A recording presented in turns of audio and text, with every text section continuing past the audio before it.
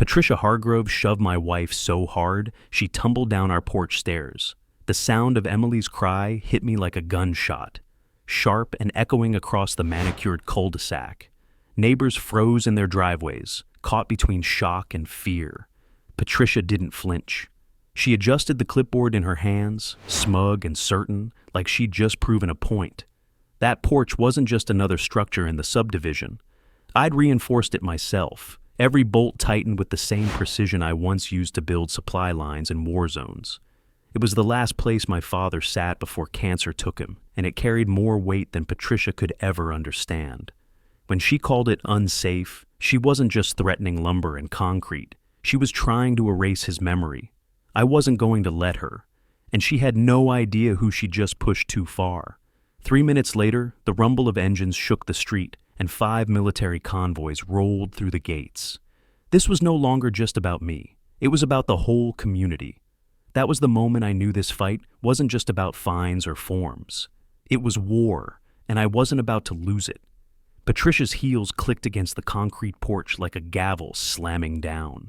She held the violation notice just beneath her chin, smiling as if she'd already won. Unsafe structure, immediate remediation required, daily penalties accrue, starting now. Her eyes flicked to the railing behind me, then down at Emily. Frankly, it's a miracle no one's been hurt yet. My chest tightened, not with fear, but with focus. That railing? I reinforced it myself after my father's accident. It exceeds county code by 40%. I took a step forward, lowering my voice. And the inspector who signed it off still works for the state. You really want his name on your complaint? Her smile faltered. For the first time, a crack appeared in the armor she wore so easily. She adjusted the pearl at her throat, buying seconds. If you've ever felt that surge of power when standing up to bullies, hit subscribe now. This showdown is about to become a masterclass in fighting back. I didn't raise my voice. I didn't need to. Name's Daniel Mercer, retired Army logistics, infrastructure consultant. I've spent 20 years writing safety protocols that people like you pretend to understand. You can fine me all you want, Patricia, but I don't take orders from someone who's never even read a compliance manual. She opened her mouth, but I wasn't finished.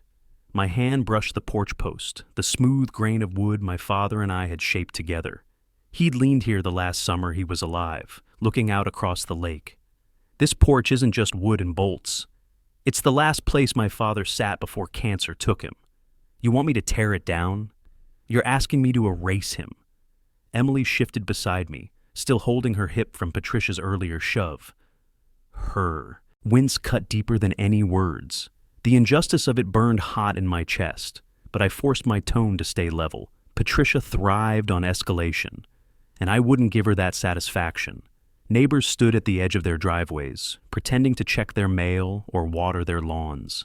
I could feel their eyes on us, waiting to see if anyone would finally push back.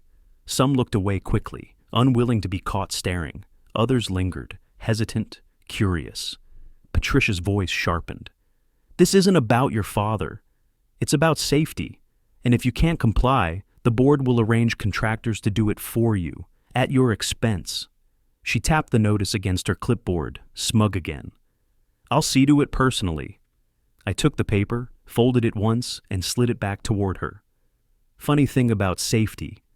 It's measurable, documented, certified, and I have every signature I need to prove you're bluffing. Her jaw clenched, eyes narrowing. She hadn't expected resistance, not from me. She'd counted on silence, on fear, on neighbors shrinking into their homes. She hadn't counted on someone who built bridges under fire, who knew that structures and people stand strongest under pressure. The porch creaked as Emily leaned into me. I steadied her, feeling the weight of her body and the weight of legacy pressing into my shoulders at once. You're not just fining us, Patricia, I said quietly. You're standing on the memory of a man who gave me everything. And you're about 3 minutes from learning what happens when you shove the wrong family? Her eyes flashed, but she said nothing. The silence stretched, heavy, electric. The sun cut through the palm fronds, heat rising off the concrete. I looked past her to the gates at the end of the cul-de-sac, where dust had started to swirl. Convoys were coming. This was just the beginning. Where are you watching from?" The dust at the gates hadn't settled, but Patricia had already retreated, heels snapping against the pavement as she stormed back to her car.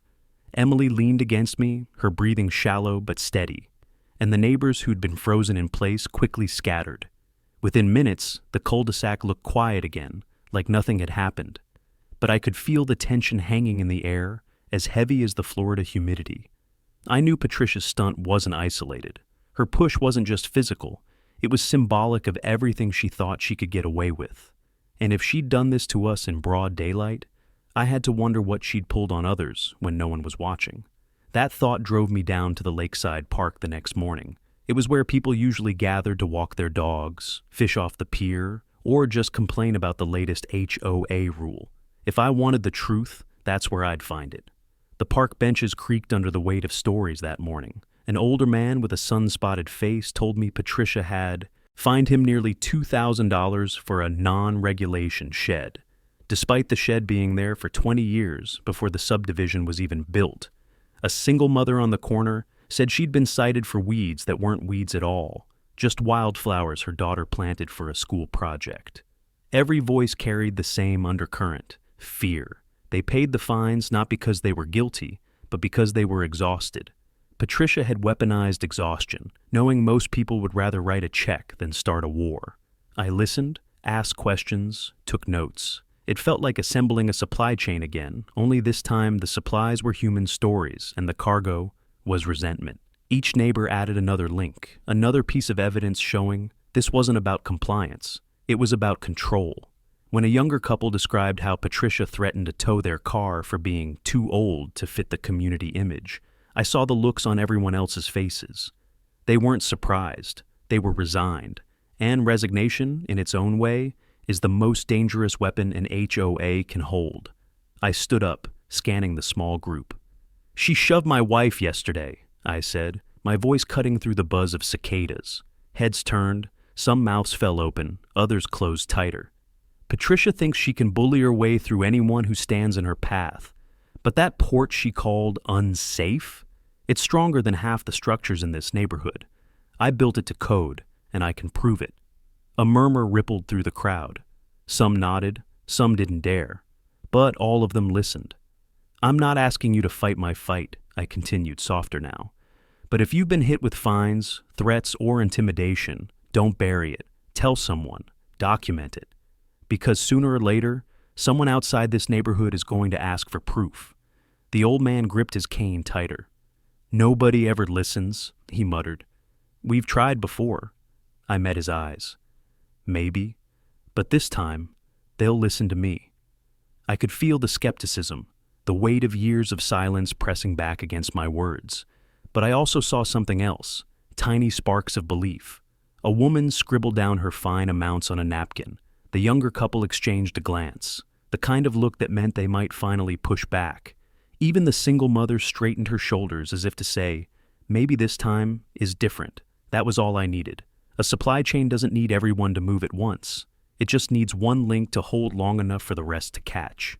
As I left the park, I caught sight of Mara Jensen standing near the pier, arms crossed, her face unreadable. She was on the board. She'd seen Patricia's methods up close, and the way she avoided my eyes told me she was carrying more than just silence.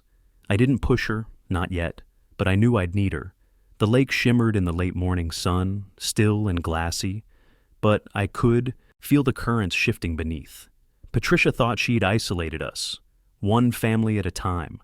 What she didn't realize was that her pattern of abuse was the very thing tying us together, and patterns once exposed can't be ignored. The day after the park gathering, I headed to the small cafe on the boulevard just outside the subdivision gates. It was the kind of place with chipped ceramic mugs and a faint smell of burnt espresso, the unofficial neutral ground for neighbors who didn't want HOA eyes on them. I wasn't surprised to see Mara Jensen already there, sitting near the window with her hands wrapped tight around a cup she hadn't touched. She looked up when I walked in, then immediately looked back down, like a child caught sneaking cookies. Her shoulders were pulled in tight, her posture sharp with unease. I slid into the seat across from her, and she flinched at the scrape of the chair against the floor. "Didn't think you'd actually show," she muttered. Her fingers tapped against the ceramic. a nervous staccato beat that betrayed everything her flat tone tried to hide. "I figured you might have something to say," I told her. "You were at the pier yesterday." "You heard what I said." Mara nodded once, stiffly. She didn't look up. A strand of hair slipped across her cheek, but she didn't move it. Her knuckles whitened as she held tighter to the mug, as if letting go would mean losing control entirely. Silence stretched between us, filled only by the clatter of dishes behind the counter and the hiss of the espresso machine. Finally, she exhaled through her nose, shoulders sagging just enough to betray the weight she carried. "Patricia's worse than you think," Mara whispered. Her lips barely moved, and her eyes darted to the door like she expected someone to walk in. "She doesn't just push people around in public. She's been holding closed meetings, rewriting rules without counsel. She says it's for efficiency. But half the board didn't even know about the fines she's been issuing." Her leg bounced under the table. She wanted to stop talking, but the words tumbled out anyway. "She threatened me too. Said if I ever crossed her, she'd make sure my kids didn't belong here." "Who says that? About children?" I leaned forward, keeping my tone calm. "You know it won't stop." "Not until someone stands up." Mara's eyes flicked up to mine, wide, panicked. She opened her mouth, then closed it again, jaw working as if she were chewing rocks. Her body leaned back, her chair creaking against the floor, putting inches between us. "I can't," she said finally, voice cracking. She shifted the mug to her other hand, as though that simple movement could mask the tremor in her fingers. "You don't get it. People here are scared for a reason. Patricia doesn't just fine people, she ruins them. Bank accounts drained, houses foreclosed, reputations shredded. I've watched it happen." I let the silence hang for a moment, studying her. She wasn't lying. Her body was saying everything her words couldn't. Clenched fists, shoulders wound tight, eyes that couldn't stay still. Fear had rooted itself deep inside her. But there was something else. Buried beneath the fear was anger. A flicker of it showed in the way her jaw clenched when she mentioned her kids, in the way her chest rose faster when she said Patricia's name. "You showed up here," I said. "That means something. You could have stayed silent, but you didn't. Maybe you're not ready now, but you will be." Her lips parted, then closed again. She shook her head, but her hands betrayed her, finally releasing the mug. It clattered softly against the saucer, a sound of surrender and possibility all at once. Mara gathered her things quickly, movements sharp, almost frantic. She avoided my eyes as she pushed back her chair, but her hand lingered for a second on the table's edge, just long enough to tell me she hadn't fully walked away. She left without another word, the bell above the cafe door jingling as she disappeared into the midday sun. I sat there for a while, staring at the untouched coffee across from me. Mara Jensen was caught between fear and fury, between silence and defiance. She wasn't an enemy, but she wasn't an ally yet either. Still, I'd seen enough in her trembling hands and darting eyes to know one thing. She carried the key to exposing Patricia. All I had to do was wait for her to realize it. 2 days later, the notice hit like a hammer. Patricia didn't even bother delivering it herself. She had the HOA office plaster copies across every bulletin board in the neighborhood.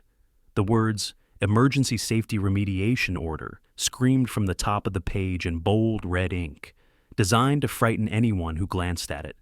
I tore one down and read every line. Contractors would be authorized to enter unsafe properties without owner approval. Daily penalties would triple until compliance was verified by the board. And the kicker, residents refusing entry would face immediate lien placement. It was nothing short of extortion, dressed in bureaucratic language. The HOA office sat at the edge of the lake, a squat building that tried to look professional, with stucco walls and fake columns. Inside, the fluorescent lights buzzed overhead, and the air smelled faintly of stale coffee and ink toner. Residents stood in line, clutching notices, demanding answers from a receptionist who kept her eyes glued to her screen. I walked past them straight to the bulletin board in the lobby. There it was again. The order, pinned with a thumbtack like it was law. My hand brushed over the signature block and I froze. Patricia had signed it herself. No council, no municipal approval, no state stamp. Just her looping signature and the board's seal. "Everything okay, mister?" Mercer, one of the staffers, asked, his voice just a little too tight. He tried to smile, but the way his hands fiddled with the stack of papers on his desk gave him away. "Tell me something," I said. "When was the last time the HOA actually consulted city code before issuing these things?" The staffer's eyes darted toward the back office, then back to me. "I'm not sure that's for me to—" "Because here's the problem," I cut in, my voice low enough to avoid drawing too much attention. "This order cites Section 18-204 of County Building Safety, except Section 18-204 doesn't exist. Closest match is 18-214, which covers flood zone foundations. And last time I checked, we're not in a floodplain." His mouth opened, then shut again. He shuffled the stack of papers, knocking a pen onto the floor. I crouched to pick it up, letting the silence do the work. When I stood, I leaned in just slightly. "You might want to tell Patricia that if she's going to invent statutes, she should at least make them believable." The staffer's throat bobbed as he swallowed. Behind him, I caught the faint outline of another employee whispering urgently into a phone, probably warning Patricia I was there. I left the office with the notice folded neatly in my pocket. Outside, the sun baked the pavement, and the chatter of angry residents drifted out behind me. I'd confirmed what I already suspected. Patricia was freelancing rules, counting on fear to keep anyone from questioning her. Back home, Emily sat on the porch with an ice pack on her hip, scrolling through her phone. She looked up as I walked up the steps. "What did you find?" I handed her the notice. "She's bluffing. Signed this without authority. She thinks she can scare people into paying up before anyone calls her on it." Emily's brow furrowed as she skimmed the lines. "And if people don't, they lose money, maybe even their homes," I said. "But Patricia doesn't realize she's just handed me the proof I need. If this hits the right office, it's over for her." The porch boards creaked under my boots as I leaned against the railing, the same one she'd called unsafe. The irony wasn't lost on me. Patricia wanted to make this about safety, but the only real danger here was her unchecked power. In the distance, a neighbor's lawnmower sputtered to life, drowning out the cicadas for a moment. Life in the subdivision went on, but the tension was building like pressure behind a dam. Patricia had pulled the pin on a grenade she thought no one would throw back, and I was about to prove her wrong. I spread the notice across my desk like it was a battlefield map. My office wasn't glamorous, just a converted spare room above the garage with a metal desk, a filing cabinet, and stacks of manuals worn thin from years of use. But to me, it felt like a command post. Every binder on the shelf, every regulation printout, was a weapon Patricia didn't know I had. I pulled down the county building code manual, its spine cracked from too many deployments. Section by section, I cross-checked Patricia's so-called emergency order. Her citation of 18-204, non-existent. The penalty schedule she'd printed didn't match the county's template, and the language she used, remediation by force of HOA authority, was nowhere in any legitimate statute. The more I read, the clearer it became. She hadn't just stretched the rules, she'd fabricated them.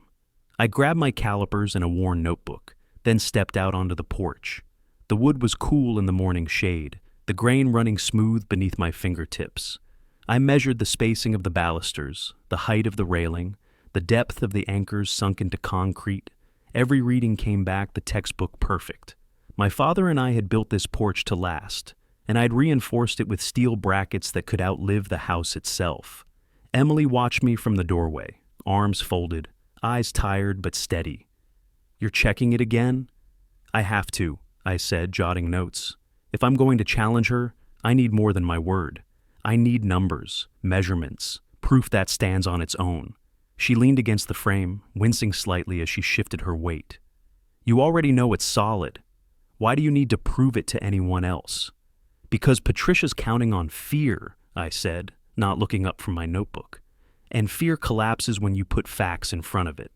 By the time I finished, I had a full page of data points: railing height, 42 inches, above the 36-inch minimum; post anchors, rated for 1,200 pounds of lateral load, far beyond code requirements; fasteners, galvanized steel, zero corrosion.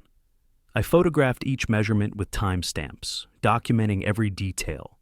Back inside, I assembled it all into a structured brief. Photographs, measurements, cross-references to official code. Years in logistics had taught me how to make complex data digestible, and I treated this no differently than a mission report. Clear headings, bulletproof citations, evidence that couldn't be dismissed with a wave of Patricia's hand.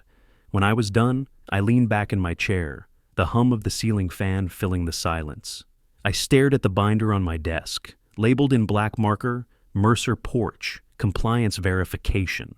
It wasn't just paperwork, it was armor. My phone buzzed with a text from a number I didn't recognize. Saw the order. You're right, she's faking statutes. Be careful. No name, just a warning. I didn't need one to know who it came from. Mara. I locked the binder and slid it into my bag.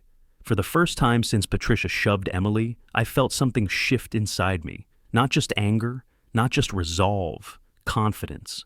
Patricia had made a mistake when she fabricated that order, and I was holding the proof in my hands. Emily appeared in the doorway again, softer this time. So, what happens now? Now, I said, zipping the bag shut, we take this where Patricia can't reach. The porch creaked as I stepped back outside, the morning light spilling across the lake. Cicadas buzzed in the distance, and somewhere down the street, a neighbor's dog barked at nothing. Normal sounds, everyday sounds. But they felt different now, charged with the knowledge that the tide had begun to turn. Patricia thought she had everyone pinned under fear. What she didn't realize was that she'd just handed me the weapon I needed to break free. The binder sat heavy in my bag as I drove Emily to urgent care. She tried to downplay the pain, saying she just needed ice and rest, but every bump in the road made her flinch. I wasn't about to take chances. Patricia's shove wasn't just a violation, it was an assault, and I needed it documented. The clinic was small, fluorescent lights buzzing overhead, antiseptic biting the air. A nurse led us into an exam room, her shoes squeaking against the tile. Emily perched on the paper-covered table, wincing as she shifted. When the doctor came in, I explained what happened. He raised his eyebrows at the word shove, but didn't ask for details. He just ordered x-rays and dictated notes for the chart. Contusion along the hip, signs of bruising consistent with a fall downstairs. Each word he entered felt like another nail in Patricia's coffin. No amount of HOA spin could erase medical records. While Emily was being checked, I stepped into the hallway and pulled out my phone. A message blinked on the neighborhood forum. One of our neighbors had doorbell footage of the entire incident. My pulse kicked up. Video. Unshakable evidence. I called him immediately. Daniel, it's rough, the neighbor said, his voice low. It caught everything.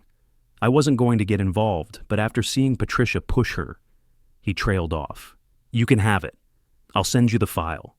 Within minutes, the video hit my phone, grainy but clear enough. Patricia's hand striking Emily's shoulder, Emily stumbling down the steps, the clipboard clutched tight in Patricia's other hand. The audio even picked up Patricia's muttered words. Maybe now you'll listen. I replayed it twice, bile rising in my throat. It wasn't just proof. It was motive, intent, arrogance caught on camera. Patricia hadn't made a mistake. She'd revealed exactly who she was. Back in the exam room, Emily gave me a weak smile as the nurse wrapped her hip. Don't look so grim, she said. It's just a bruise. It's more than that, I told her, showing her the video. Her smile faded. She reached for my hand, squeezing it tight. She can't get away with this. She won't, I promised. By the time we got home, the sun was low, painting the lake orange. I set Emily up on the couch with her ice pack, then laid the binder, the medical report, and the video file side by side on the table. Together, they weren't just evidence. They were a case. Outside, a delivery truck rumbled past, shaking the windows. I thought of the convoys at the gates days before, how Patricia had brushed off the sight of them like they were a coincidence. She had no idea those engines were just the beginning. I opened my laptop and began organizing. Each piece of evidence went into its own folder: medical, video, code violations. I annotated timestamps, added context, cross-referenced statutes. Logistics had always been about order under chaos, and this was no different. When I finished, I leaned back in my chair and let the silence settle. For the first time, Patricia wasn't just an overbearing HOA president, she was a criminal, caught on camera, backed into a corner by her own arrogance. I closed the laptop and walked out onto the porch. The boards held steady under my weight, solid, unyielding, a reminder of why I was fighting. Across the lake, porch lights flicked on one by one, neighbors retreating into their homes. They didn't know it yet, but everything had shifted. Patricia thought this was about fines and compliance. She thought she could bully her way through unchecked. But now, it was personal, it was legal, and soon, it would be public. The night air was thick, cicadas buzzing like static all around me. I rested my hand on the railing my father and I had built, the one Patricia had tried to call unsafe. It felt stronger than ever. She'd drawn first blood.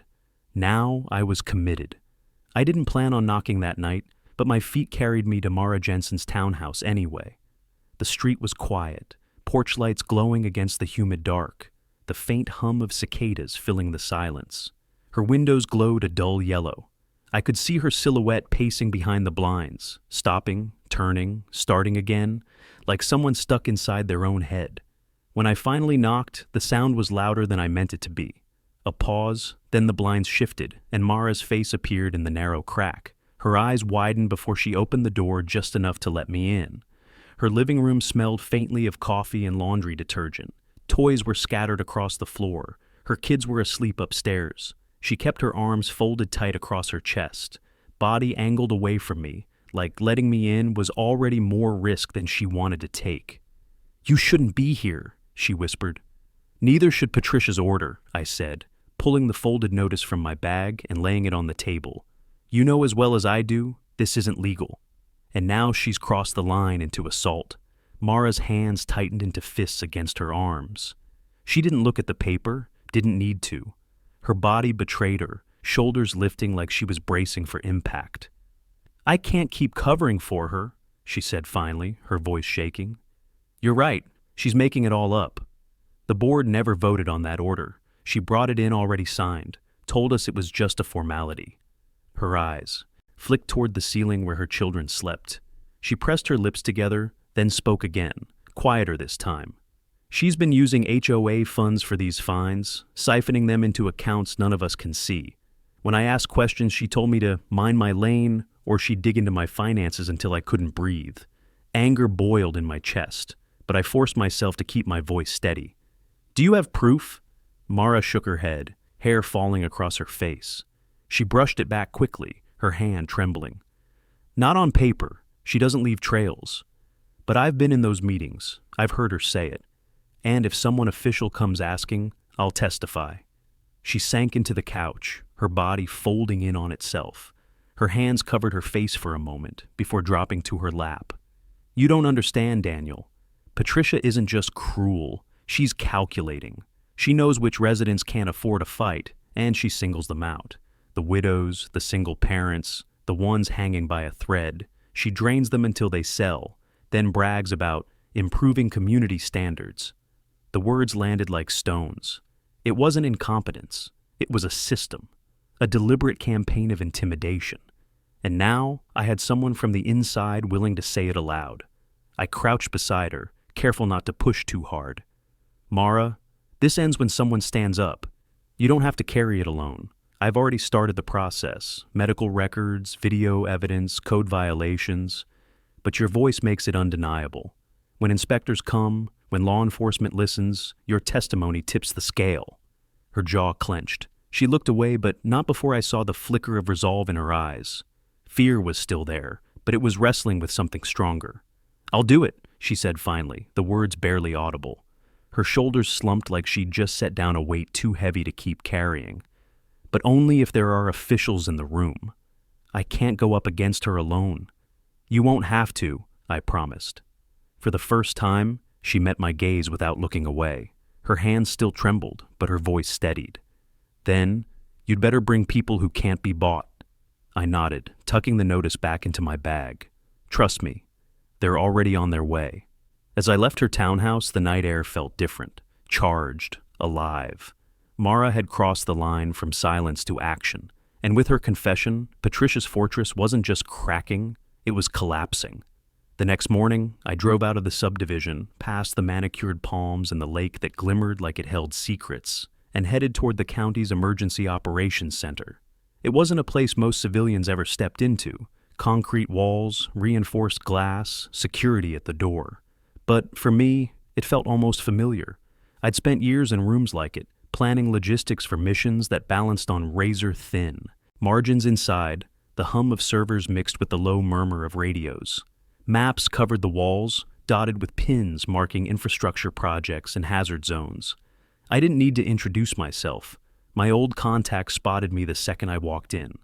"Mercer," he said, striding forward with that same clipped confidence he'd had in uniform. "Captain once, now working state infrastructure coordination. Didn't expect to see you here." "Didn't expect to be here," I replied, gripping his hand. "But I've got a problem in my subdivision, and it's about to spill over if someone doesn't step in." We found an empty conference room, the kind with metal chairs and a projector hanging from the ceiling. I laid the binder on the table, sliding it across to him. He flipped it open, eyes scanning quickly, jaw tightening as he reached the fabricated statute. "She signed this herself?" he asked. "Without counsel, without county approval, without anything," I said. "She's fabricated whole sections of code, and she's enforcing it with threats, fines, even physical intimidation. My wife ended up in urgent care because of her." He closed the binder, leaning back in his chair. "Mercer, you know as well as I do, this isn't just a neighborhood spat. If she's falsifying safety statutes, that triggers jurisdictional review. That's why I'm here." I leaned forward. "You've got training rotations scheduled with the Corps of Engineers. I know because I helped write the logistics for them, back when we worked the coastal flood drills. Use one of those rotations. Run it through my subdivision. Inspect every so-called violation she's citing. Bring it all into the light." He rubbed his chin, considering. "It's not that simple. These things take time, approval chains." "You don't need weeks," I interrupted.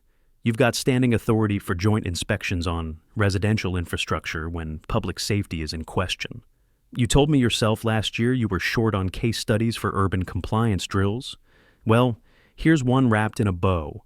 His eyes narrowed, not with suspicion but calculation. I could almost hear the gears turning in his head. Finally, he nodded slowly. "If I greenlight this, it won't just be inspectors. It'll be full convoys, training units, law enforcement liaisons. Once they roll in, it's out of your hands. You sure you want that?" I thought of Emily clutching her hip, of Mara whispering about threats to her children, of neighbors worn down by years of fines. "I'm sure," I said. He stood, walking to the whiteboard and jotting quick notes. "I can have a joint training exercise rerouted by the end of the week.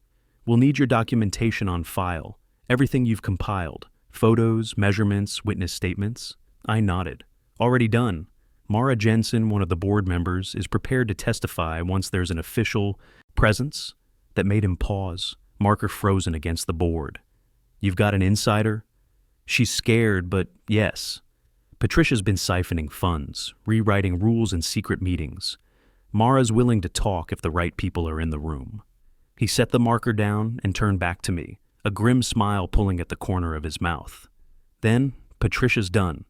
She just doesn't know it." Yet I gathered my binder, the weight of it no longer heavy, but purposeful. Walking out of the EOC, the sun hit me square in the face, hot and blinding. For the first time since this started, I felt like I wasn't alone. Patricia thought she controlled the board, the neighborhood, the narrative. But she'd never had to stand against state inspectors, law enforcement, and federal engineers descending all at once. And thanks to the plan we just set in motion, that's exactly what was coming. City Hall smelled like paper and dust, the kind of place where time felt slower, heavy with decades of ordinances and forgotten bylaws. I walked past the brass directory and into the records office, a cramped room lined with gray filing cabinets and humming scanners. Behind the counter sat a clerk in a faded cardigan, her glasses perched low on her nose. She gave me a wary look as I set my binder down. "Public records request," I said. "Homeowners Association filings for Lakewood Shores, past 5 years. Meeting minutes, enforcement protocols, anything with Patricia Hargrove's signature. Her fingers tapped against the keyboard. "That's a lot of paper. I'll wait." It took the better part of an hour, but eventually she wheeled out a cart stacked with binders and manila folders. I rolled up my sleeves and started flipping through them, one by one. My years in logistics had trained my eyes to spot gaps, missing dates, mismatched signatures, inconsistencies hidden in the noise of numbers. And they were everywhere. Meeting notices filed days after the fact, signatures stamped instead of written, entire enforcement protocols missing attachments. Patricia had been running the HOA like her personal kingdom, cutting corners and leaving a trail of sloppiness she probably thought no one would bother to check. I found the smoking gun halfway through the third binder. A resolution authorizing emergency remediation powers was dated 6 months ago, but the minutes from the meeting didn't show a vote. In fact, the meeting summary ended 15 minutes before the resolution was supposedly passed, which meant one thing. Patricia had slipped it in after the fact, without approval. I photographed every page, carefully noting timestamps, cross-referencing against the county's filing requirements. The law was clear. Any bylaw or resolution not properly voted on and documented was null and void. Patricia's authority wasn't just shaky. It was non-existent. The clerk glanced over as I snapped another picture. "Find what you're looking for?" "Oh, I found more than that," I said, sliding the file back into place. "This isn't an HOA, it's a dictatorship. And it's about to come down." By the time I packed my binder, I had over 24 images stored on my phone, each one another hole in Patricia's armor. Coupled with Mara's testimony and the medical and video evidence, the case was ironclad. I stepped outside into the thick Florida air, the courthouse clock chiming noon overhead. Across the street, a group of high school kids laughed as they spilled out of a sandwich shop, their voices carrying down the block. Normal life, ordinary life, the kind of life Patricia had been choking out of our community one bogus citation at a time. My phone buzzed. A text from my contact at the EOC, Convoys scheduled. Arrival window, 48 hours, prep accordingly. 2 days. That was all I had to get everything aligned. I texted Mara, letting her know it was time. She didn't reply, but the read receipt told me she'd seen it. Back home, I spread the new evidence across the table beside Emily's medical records and the doorbell footage. Pages overlapped like puzzle pieces forming the whole picture. Fabricated statutes, falsified resolutions, physical assault. Patricia had built her empire on intimidation, but paper doesn't lie. Emily joined me, her hips still stiff but healing. She traced her fingers along the edge of one photocopied page. "You think this will hold?" "It doesn't just hold," I said. "It breaks her. Once the inspectors see this, once the Corps runs their checks, Patricia won't have a leg to stand on." Outside, a storm rolled in fast, clouds turning the lake dark and restless. Thunder rumbled low, a promise of what was coming. I stood at the window, binder under my arm, watching the first drops spatter against the glass. 48 hours. After years of unchecked power, Patricia was finally out of time. The storm cleared overnight, leaving the air heavy and sharp with the smell of wet asphalt. By morning, the subdivision looked deceptively calm, lawns trimmed, sprinklers hissing, the lake reflecting blue skies as if nothing had cracked beneath the surface. But I knew better. I stood at the main gate just after sunrise, binder tucked under my arm, waiting for confirmation. The gatehouse guard gave me a nervous glance, probably tipped off by Patricia to watch for trouble. He didn't say a word, just pretended to study the clipboard in his lap. Moments later, my phone buzzed. Convoys inbound, civilian liaison present, gate access superseded. I exhaled, steadying myself. Everything we'd built, the medical records, the video, Mara's confession, the public filings, it had all led to this point. I walked toward the guardhouse, my boots crunching against gravel. "You'll want to keep the barrier open today," I said evenly. His eyes darted to the keypad. "That's not up to me." "It's already above you," I told him, holding up the official email on my phone. The state seal glared from the screen, authorization codes listed beneath. "Joint inspection exercise, orders direct from the EOC." He swallowed hard, his hand hovering over the gate controls. Then, with a reluctant press of his thumb, the arm lifted. The metal groaned, slow and deliberate, like the beginning of a verdict. Neighbors trickled by on their morning walks, pausing when they saw me standing at the entrance. A jogger slowed to a stop, earbuds dangling. A couple walking their dog exchanged whispers. They felt the tension too, the weight of something bigger than of fines or citations hanging in the air. Patricia's black SUV rolled up minutes later, windows tinted, engine purring low. She pulled to a stop just inside the gate, stepping out with her trademark heels clicking against the pavement. Her pearls caught the sunlight, her smile razor sharp. "Really, Daniel?" she said, arms folding across her chest. "Dramatic entrances, threats of inspectors. Do you ever get tired of pretending you matter here?" I held her gaze, unflinching. "You'll have company soon. And for once, you won't be the one running the show." Her laugh was sharp, brittle.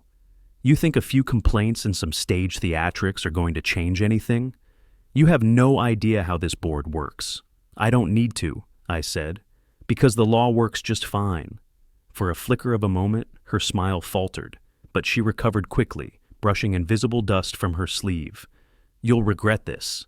I let the words hang in the air, unanswered. She thrived on control, and silence stripped that from her faster than any argument. My phone buzzed again. ETA 15 minutes. My pulse steadied. I'd seen convoys move through combat zones, relief missions, disaster sites. This was different, but the energy felt the same: precision, order, authority. And soon, that authority would be rolling straight through this gate, past Patricia's false rules and fabricated statutes. The guard shifted nervously in his seat, stealing glances at Patricia, then at me.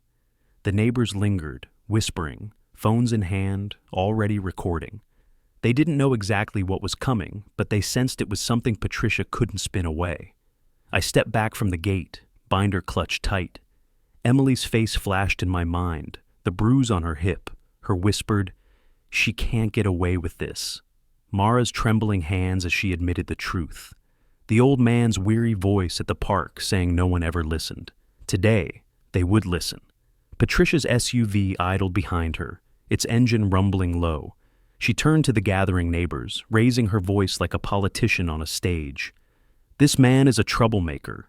Don't let him drag our community into chaos." But I noticed something she didn't. The sideways glances, the skeptical frowns, the way people shifted uneasily at her words. Fear was thinning, cracks spreading through the armor she'd worn for years. And when the first low rumble of engines echoed down the road, rolling closer, I saw her face pale just slightly. The convoys were coming. The rumble of diesel engines shook the pavement before the convoys even came into view. Neighbors drifted toward the community center, drawn by the sound, their phones raised as headlights cut across the cul-de-sac.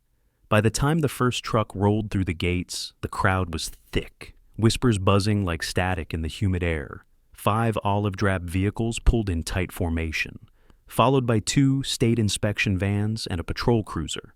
Uniformed officers stepped out first, flanking the inspectors, while engineers in reflective vests began unloading equipment.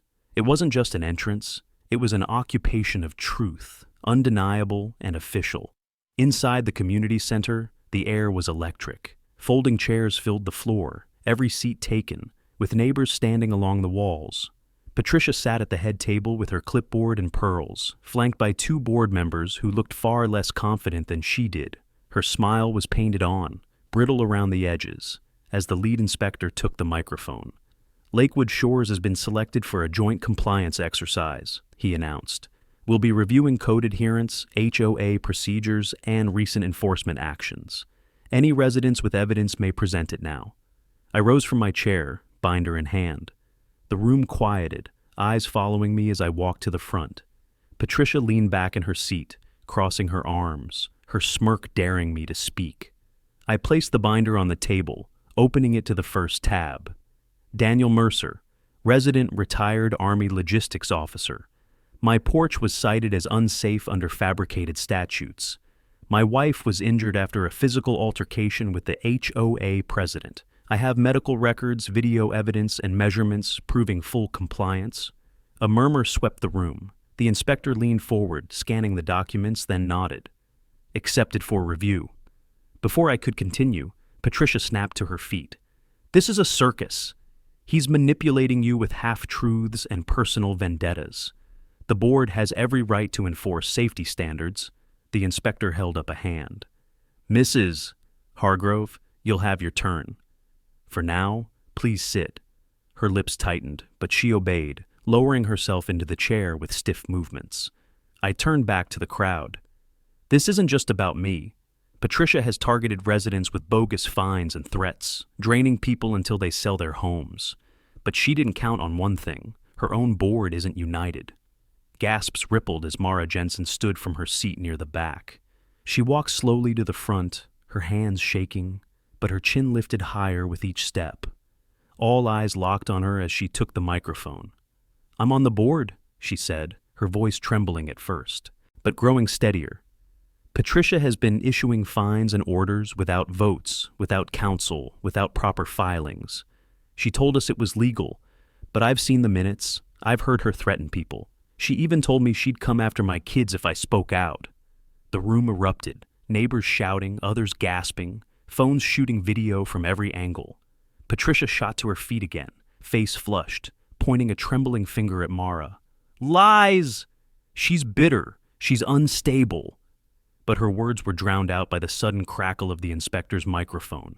Order! He barked. This testimony will be entered into the record. Mara's shoulders sagged with relief, tears brimming in her eyes. She handed over her notes, then walked back to her seat to a chorus of hushed support from neighbors she hadn't known would ever stand behind her. The inspector turned to Patricia. Mrs. Hargrove, do you have documentation supporting your enforcement orders? Patricia froze, her mouth opening and closing. She fumbled with her clipboard, flipping through papers, but the room could see it. She had nothing. No minutes, no signatures, no proof. The silence stretched until the inspector closed my binder with a decisive thud. Then, based on evidence presented, your orders are invalid. Further investigation will determine financial misconduct and potential criminal charges. The crowd broke into applause, cheers echoing off the walls. Patricia's face twisted, her smirk shattered, as neighbors rose to their feet. For the first time, she wasn't in control. And for the first time, the community had hope. The applause still rang in my ears long after the inspectors adjourned the session. Outside the community center, neighbors clustered in small groups, their voices louder, freer than I'd ever heard them. For years, Patricia had ruled with fear. Now she stood alone at the edge of the crowd, her clipboard clutched uselessly at her side, pearls askew, shouting at board members who no longer met her eyes. Law enforcement escorted her toward her SUV, their hands hovering close to their holsters, though she offered no real resistance. Cameras flashed from phones held high, neighbors documenting the fall of the woman who'd held them hostage for so long. Mara stepped out beside me, her shoulders lighter, her hands steady for the first time since we'd spoken at the cafe. I didn't think I could do it, she admitted, voice quiet under the din. You did, I told her, and you weren't alone. She nodded, wiping at her eyes. I'll make sure the board changes. No more closed meetings, no more threats. People need to know this place belongs to them, not just her. We walked back toward the lake together, the crowd thinning behind us. Emily waited on the porch, her hip wrapped but healing, a faint smile breaking across her face as I approached. She reached for my hand, squeezing it tight. For the first time, in weeks, the tension in her eyes was gone. The porch boards creaked beneath us, steady and strong. I set the binder down on the table beside the door, its edges worn from battle, but its purpose fulfilled. The railing caught the evening light, golden against the water. This was the spot my father had loved, the place Patricia had tried to erase with a single order. But it still stood. We still stood. Engines hummed in the distance as the convoys pulled away, their mission complete. The sound was different now, not a warning, but a promise. A promise that someone was watching, that authority wasn't hers to abuse, that the community had power when it stood together. Emily leaned against my shoulder, her voice soft. You think she'll come back? Not the same way, I said. She lost more than a vote today. She lost the illusion of control, and once that's gone, it never comes back. The sun dipped low, painting the lake in streaks of fire. Neighbors passed by, waving, some stopping to thank me, but I shook my head. This wasn't just my victory. It was theirs too. The old man with the shed, the mother with wild flowers, the couple with the car. Every story had stacked up until Patricia's empire collapsed under its own weight. Mara's voice carried across the street, rallying a group of residents already talking about reform, about elections, about rewriting bylaws the right way.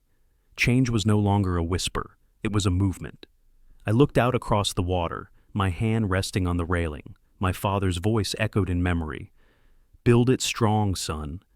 Strong enough to last after I'm gone." He'd been talking about the porch, but now I understood he'd meant more. Strong enough to protect family, strong enough to weather storms, strong enough to outlast tyrants who mistook fear for leadership. Patricia had tried to break that strength. Instead, she'd exposed it. And as the last of the convoys disappeared down the road, I knew this wasn't just an ending. It was a beginning. If you want more stories of homeowners standing up to HOA tyranny, hit subscribe right now, share your story in the comments, and let me know where you're watching from.